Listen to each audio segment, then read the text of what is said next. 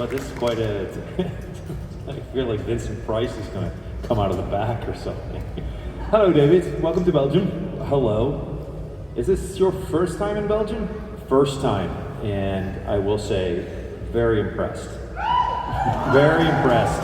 And I just want to take a moment to thank you and your lovely staff for putting together such a great experience for all of you. This is phenomenal. I really say from my heart, thank you for getting me here. And I'm very particular when it comes to these types of events, and you do it first class.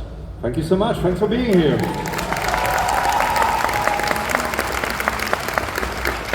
So you've been here a few days now. Is there anything that strikes you as being specific or peculiar about Belgium or Belgians? Steps. Lots and lots of steps. Cobblestone streets and sore feet and sore legs. I will say the charm of the city is it just drips with love and warmth, and these just corners that I for the past 2 nights I've just been walking by myself through the areas and have explored the St. Michael's Church, which was an amazing just architectural church, older church. I like old churches, so I just feel like you have the castle, the church, post office. It's a very charming town, and you all should be very humbled to be an energy source like this. I feel like it definitely has some portals around here. I may have to. I think I actually went through a couple of them. Even though it was Halloween and I woke up November 1st, you do go through a portal, which is true, I believe. So I was happy to be able to go into a new portal here with all of you. But maybe some of you didn't make it through, I don't know. Or you're afraid to go through the portal. Just come to the portal. Yeah, it's funny thing is all the other people who were here said chocolate was typically Belgian. So well, yeah, the chocolate, of course. I mean, it's very fancy. It is. You don't know really which chocolatier to go into. There are so many of them. So I think I just went into every one of them, and that was not the one thing that hit me though. It's just the energy of and the churches, the cathedrals, and the people. You could just tell there's such joy in the air, and people having a good time. And I will say the beer.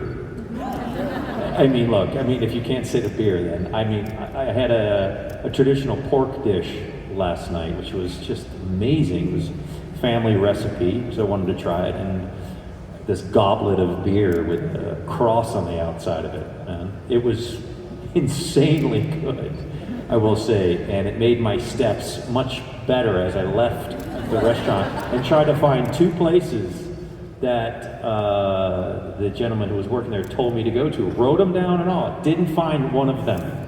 I don't know what it is, but I don't know if it's sense of direction with all of you. You don't really seem to know what the spot may be, or you'll go to this one, it's better.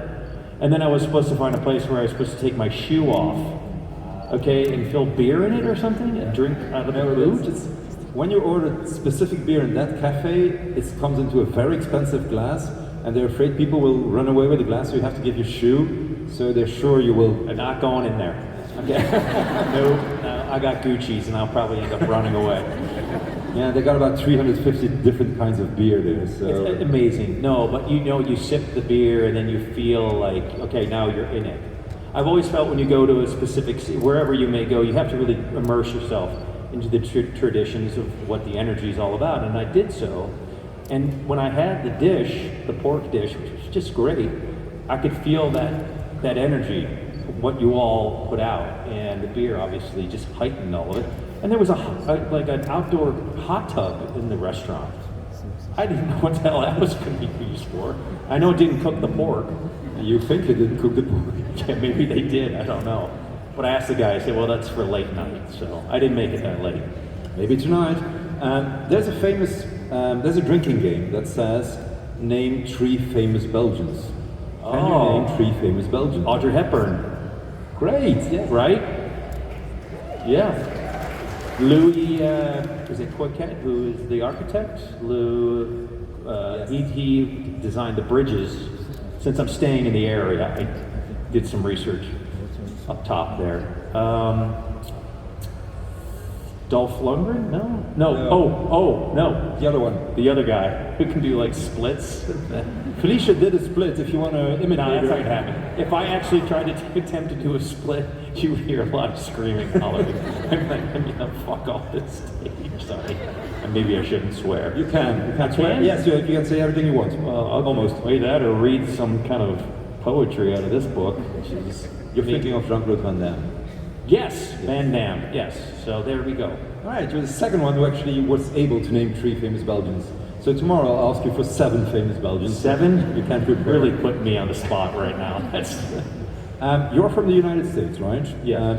If I would ask you, in your opinion, who are the 3 most famous, dead or alive, Americans, who would you choose? Oh, the 3 most famous Americans. I'd say Abraham Lincoln would be one of them, which I think of just a revered, stoic sense of stature. Gregory Peck, from an entertainment perspective, of a man who played just large roles and lived them, broad mountain shoulders that he was, and he had such a way about him that was extremely, just pretty amazing. And the 3rd, Spuds MacKenzie, dog. All right. I don't know. Now, obviously you're an actor, Yeah. famous one. What's one perk of being an actor? You get, when you work on sets and you're fortunate to get a job and be humbled to work with great cast people, I tend to say like the clothes are part of the function. I've always thought like, hey, well, that's kind of like a separate thing because it's like contractual. For me, it was like McQueen always said, if I'm going to do a film, you rent me my body. It's my contract. The clothes, I take those clothes with me. So I've gotten a lot of suits from Bones, tons of suits, and crazy enough, lots of underwear. And I mean that because it's just like underwear and socks are always available for you when you start the day. So I don't think I've bought a pair of underwear for a long time, for a long, long time. But perks are, well, you get into a restaurant a little bit faster, I guess. I mean, for what that's worth, I don't really know. I tend to almost kind of stay away from that type of energy. Fame to me is a very wicked word, and it's a slippery slope with that one. For me as an artist, I feel as though I'm just starting to learn that craft of what it is, because you have such hopes and aspirations as an artist, and you think you know what you're doing when you really don't.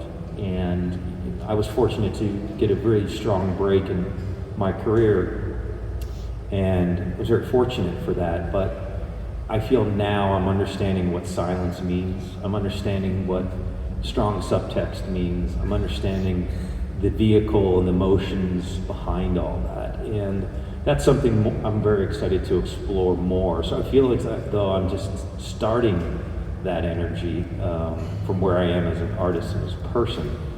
But perks and fame is shortly lived, and I've seen that just mess people up with their focus, choices that they may make. It's not an easy, it's a part business and it's a game to it. When it comes to that other stuff, premieres and walking down carpets, not one that I really like to do. I've always felt, I like going to places like in Belgium.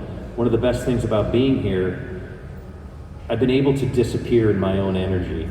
And when I say that, I mean all of you are just so kind and gracious, and the conversations I've had on the streets with people as yourself have been so kind and so giving.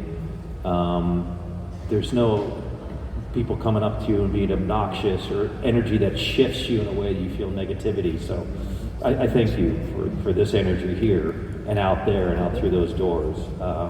So those types of perks, I don't really look into them. You've been acting for how many years approximately?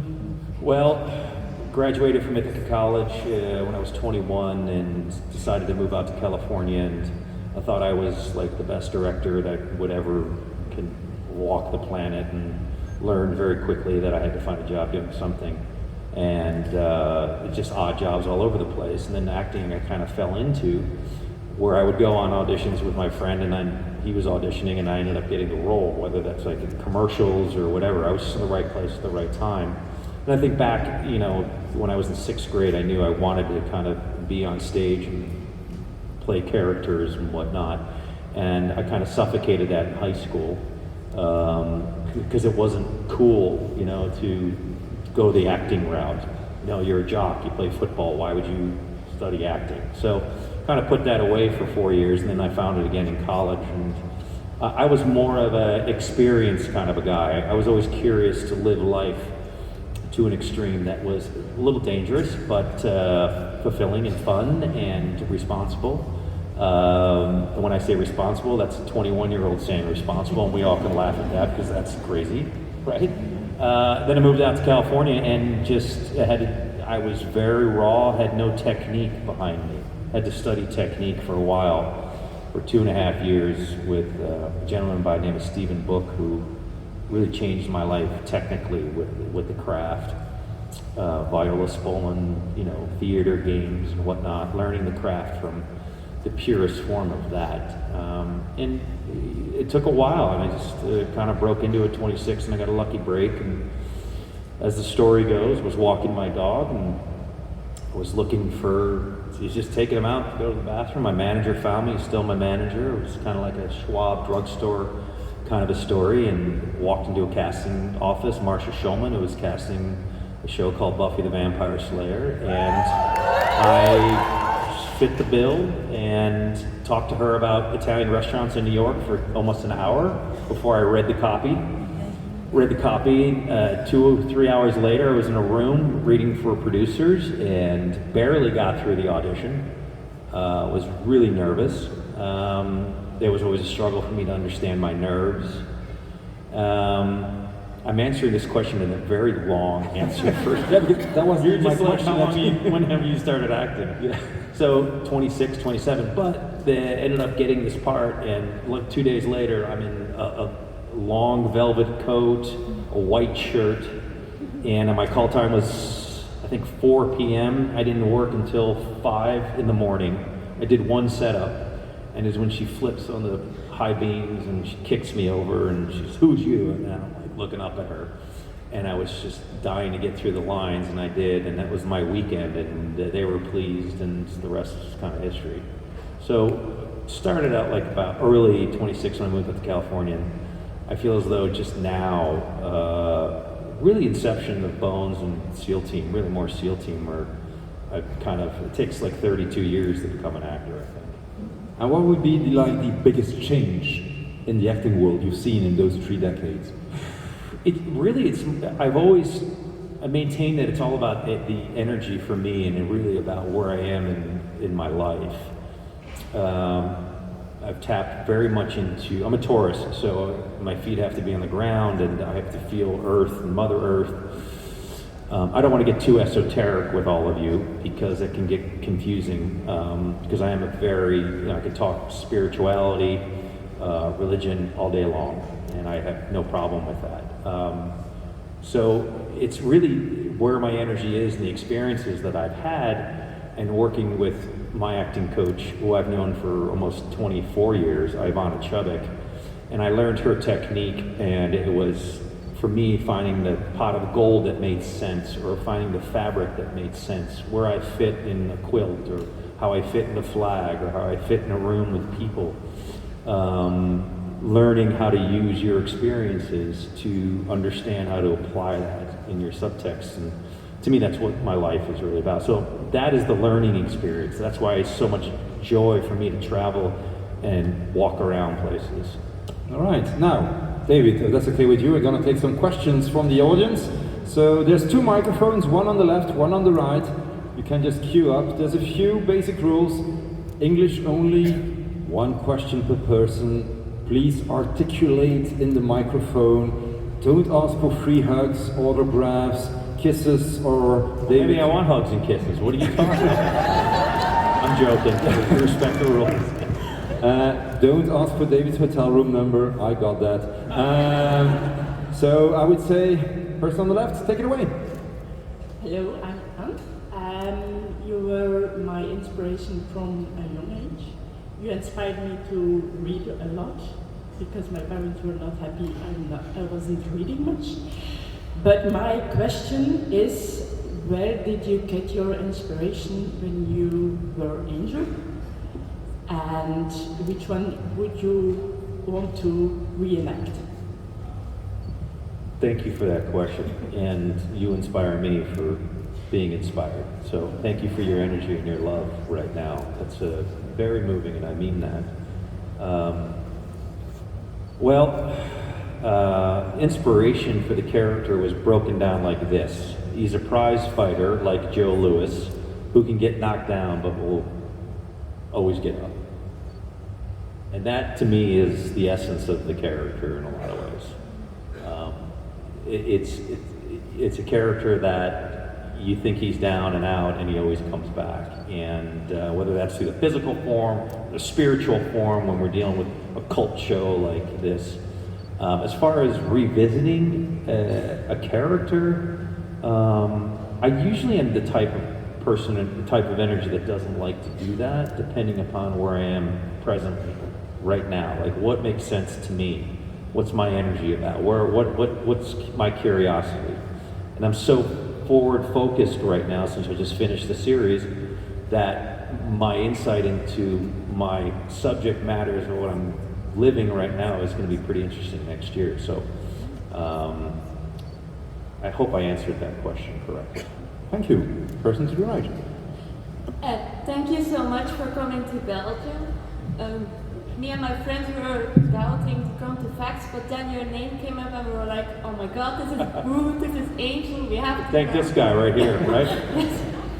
I wondered if there are any stories left you wanted for Boot and Brennan, or for Boot and the friends he made, because they were all these scientists, and you, as the character, made them more human. Yeah. You brought them into the world, and they loved you for that. And Yeah. Well, thank you. Thanks for the cat ears there too. Appreciate it. Yeah, I think the character of Booth would be, of all of them, the easiest to slip into right now, and the most kind of rewarding, because you'd like to see these two characters in today's environment, which I think would be hilarious to see how he would react to certain things in the world today, how she would react to certain things in the world today. For us, I think it would just be like putting on a comfortable sweater, knowing that that's always there, or that shirt that you can wear, that you know that's so comfortable, but yet interesting to play. So, yeah. Thank you. Welcome. Hi, I'm Dirk. I am the Vice President of the Association of European Journalists and PR Consultant. And I'm very interested in what you said about acting techniques, because I'm one of the only acting coaches in Belgium who teaches camera acting. And we know the books, obviously, and the 12 steps they have. So I always tell my students, try to get as many, or try to learn as many acting techniques as possible, and find what works for you, and assimilate what works and forget about what doesn't. So you had two acting coaches who brought you like a long way. Do you have the same sentiment? Did you also get other techniques, or learn other techniques, or are you just picking from the techniques that you got from Ivana and others? Starting out, the curiosity, from my perspective, was always, there's the Meisner technique. There's a technique where you want to immerse yourself so fully into a role that, Strasbourg is. Those techniques, you're curious about them, and you learn about them, and your actions and reactions, physicality, how to bring out an emotion. I always went down those paths and tried to understand them, but they really didn't fit for me, because I felt like I was pushing things a little bit too hard. I was just gripping the stick too hard. It didn't make sense. It was forced. Emotions could possibly be raw, which I thought were raw, may have been vulnerably, but then it turns into anger, and anger is not an emotion. You can't play anger. So for me, it's all conflict-driven experiences that I tap into, which is why the Chubbuck technique is so valid for me, because it feels right. But that's not to say when I'm in riding the moment and you forget everything, and you're in a moment that you have that sense of vulnerability, whatever that may be, you may slip into those areas that you did study that you may have not been ready to use.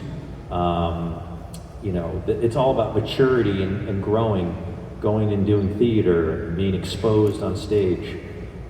Failure is the best tool that you can have as an artist, because it really humbles you and makes you feel very small. If you go on a safari in Africa, we think we're so large, right? And we come back knowing that you've seen the big four game, and there's one little small mosquito that can take you out, right? And with malaria, that can just wipe you out. You feel very small around that, but that one little small bite could really cause much problems. It's really a sense of maturity and repetition and really working the vehicle. And I think emotionally, when you're in a moment, you don't think about those things because you've done it already. You've prepared, and I'm not the type of guy who can wing it.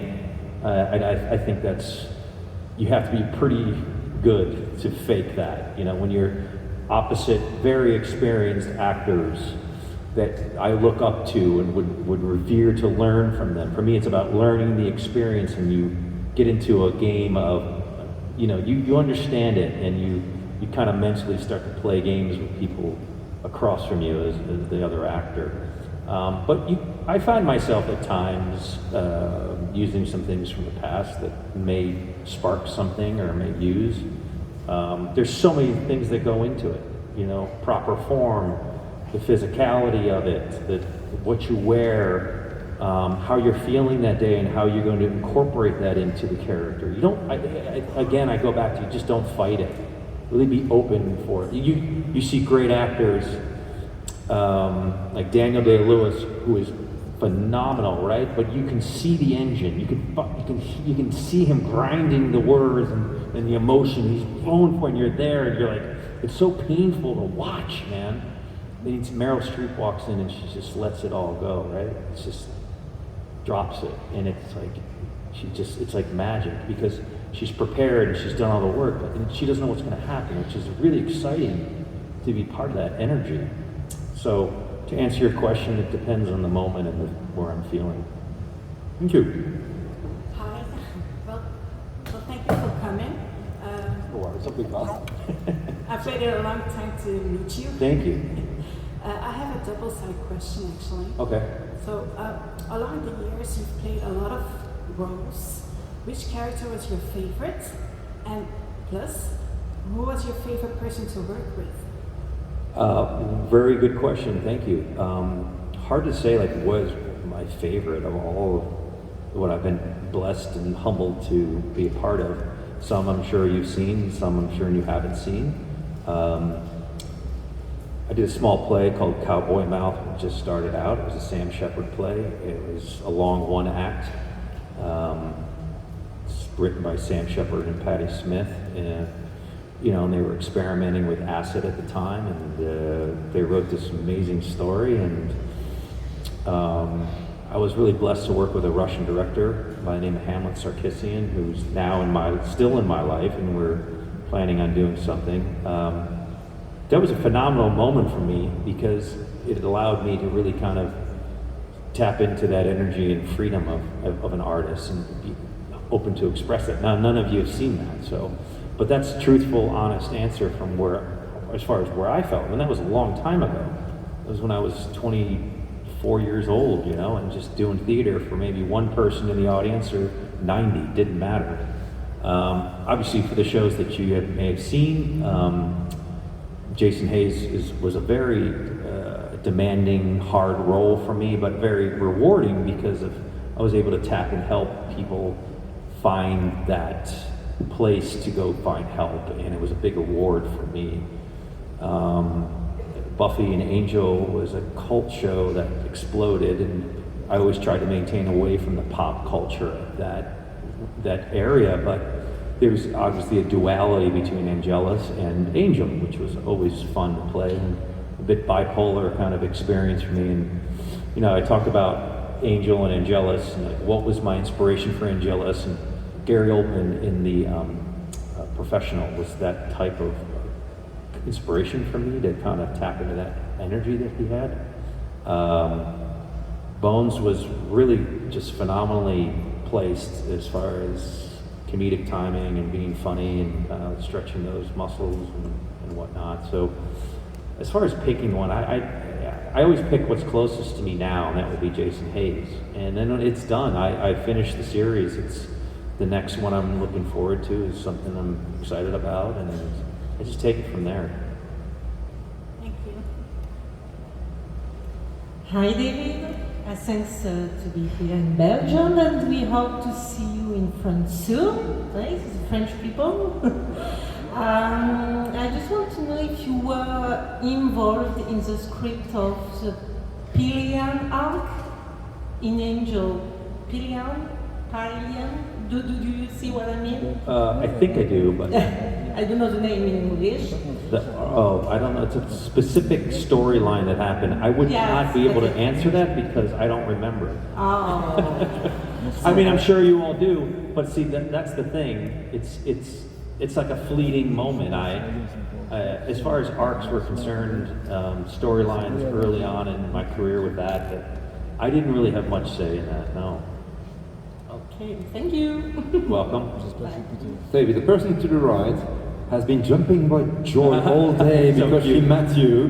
So Great. she's looking forward to asking that question. Go away. Hi, jumping again. First of all, I want to say thank you for being here. You're my childhood hero, you still are, even if I'm an adult. So this is crazy insane, sorry. And my question is, what can we expect now that you're finished with SEAL Team? Mm-hmm. That's my Well, question. yeah, you just finished a series that almost kind of crippled you, right? I mean, physically and mentally, to play a character of that magnitude was very rewarding, but very strenuous on the body. Well, what are you going to do next? I said, well, what I'm doing right now is just kind of, that would be at the moment. What am I going to do now? I'm sitting here having a conversation with you. I hold things very close to the vest when it comes to that type of stuff. I can go over a litany of all these things that I have that I'm humbled and fortunate to be able to do soon. But that defeats the purpose because I'm not there yet, right? But you're here, so... But I'm here, and I'd rather talk about beer and cobblestone streets and your energy and thanking you for being here. Don't make me cry. No, it's good. Tears of joy are good. Thank you so much. I appreciate that. For everyone that you're here. I thank you. It means so much to me. Thank you for us too. Thank you. Reminds me a little bit of, the end of the Truman Show, where like the whole film is everybody's watching his life, and then all of a sudden he says, "Good morning, good afternoon, goodbye," and he goes, and then the final shot is like, "What are we gonna watch next?" So it's like So interesting. Life is like that way. Everybody wants to know what's next. It's, if you could say, like, you just remember, I don't know, in sports, I use a lot of sports metaphors. Who won the Super Bowl last year or 4 years ago? Nobody remembers. There's moments in films and stories and theaters that you have as an artist that you know that are very remarkably touching and has made you groan, right? Or has made you fall down to understand that moment. So I revere in those moments, but I'm just happy to be here. we're happy you're here too. Take it away. Hi, I'm Anke. I basically grew up with your work. As a kid, I watched Buffy with my cousin. As a teen, I watched Bones, and now as a 20-something, I watched SEAL Team, which is just concluded. And that's actually my question. We see at the end of SEAL Team that Jason stays a warfighter and stays with Bravo Team, and I was wondering what you would consider a happy ending for Jason Hayes. Well, he's twofold. Happy that he was, to be able to kind of confront a lot of his traumas. Yeah, for me, for that character, was very difficult. Those subject matters were really intense and somewhat difficult to go down at times. And it was, being on the battlefield with his brothers. But what I love about the end of the series is it's really open-ended. I guess you could almost very similar to Angel's open end is like we're gonna just keep fighting, right?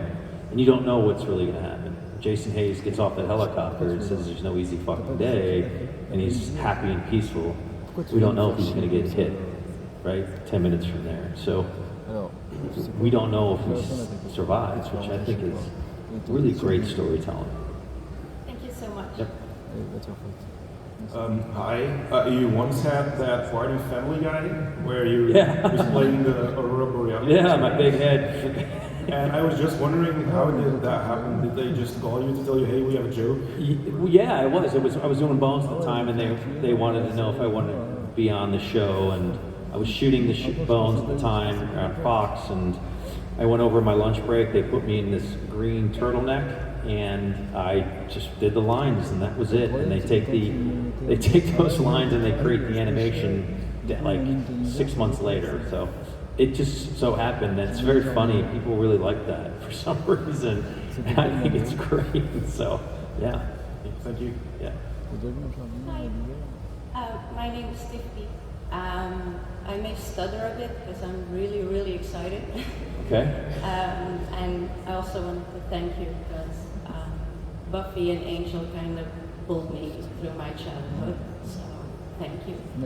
And hearing you talk about being nervous going to castings, seeing how Buffy exploded, how are you feeling when you were getting your own show, trying to go into that? Right. So it must be some responsibility. Navigation of that kind of happened on the fly for me. I was more concerned. I told this story before about where I was shooting at the time. I had long wig on, and I was doing a silly Irish accent, and just more concerned about getting that somehow right and where I was in my career and playing this character. I didn't think too much about that. I really didn't. There's one thing that I do love is the fear of something. I learned early on, like, if it scares you, then you're on a good path. Like you're in a right place. If I went into it, I was like, I would be silly for me to say, I'm not afraid of this or like whatever.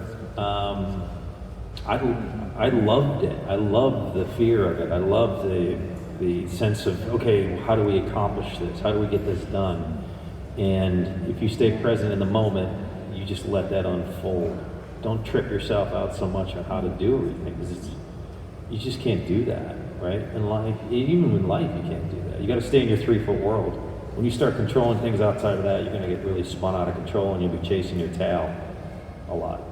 Yeah, I actually went down about 6 months ago, so I really understand what you mean. Yeah, and it's hard. It's tough, right? Yeah, but when you hit that spot, it's a big awakening for you, and you cherish that, whether it's coming out of it or 2 years from now, and you look back at that moment, and you say, "Thank you, right? Thank you for that." Yeah. Thank you. Hi, thank you for being here. It's like Brennan dressed in a lab coat. I have a question about Bones, because in Bones a lot of people die, also a lot of fan favorite characters die, and I was wondering if you could save any one of those characters, who would still be alive at the end of this series? Sweets, for sure. John Francis. I did a great job. I just recently saw him, and I gotta tell you, the two of us in a room together, the humor, it's just nonstop. It's the communication. When you see someone, you just start laughing uncontrollably. You just know it there. So definitely Sweets. Thank you. Hello, David. My name is Jasmine. I've been a fan of you since I was 12 years old. I've seen you in older roles, but of course my favorite is Angel. And I was wondering if there's that one memorable scene of you playing Angel that you still think of, or that was special for you? Yeah, good question. I think every scene that was potentially out there was such a strong, hard show to do because it was night. Obviously, you couldn't shoot during the day or I'd blow up. So, I was really proud of the stunts we did on that show. George Lucas came to our set because his daughter was a fan of the show, and he was there, spent the whole day with us, and he was marveled at what we did in front of green screens and wires at the time, and how we did these street sequences, and how you can get all that work done in 8 days. Was just, he was like, wow, you guys are shooting mini movies, and we pretty much were at that time. You know, we didn't have all those special effects at the time. You didn't have to lock cameras off. You had to draw a line in the monitor, and I'd have to come back and match that with my face in order to morph into a vampire. There's so many technical things that you had to worry about and think about while you were playing an emotional scene. So I was able to pull a tear out of transformation, which I was like, that was crazy. How I did that, probably because it was so painful. That it was fun moments, you know, like that. And Julie Benz, working with Julie was always fun. Always had a good time with her, and Sarah was great. Charisma's great. I mean, there's just so many great little moments. I think if I really sat down and thought about them, I would come up with that answer. But man, when I'm finished something, I just kind of let it be, you know. I let it sit there, and great people like you ask me these questions. I can go on and on, but nothing really. That's it. Driving the car into Paramount's lot was pretty cool. That was a fun night. Thank you. Okay, thank you. Yeah.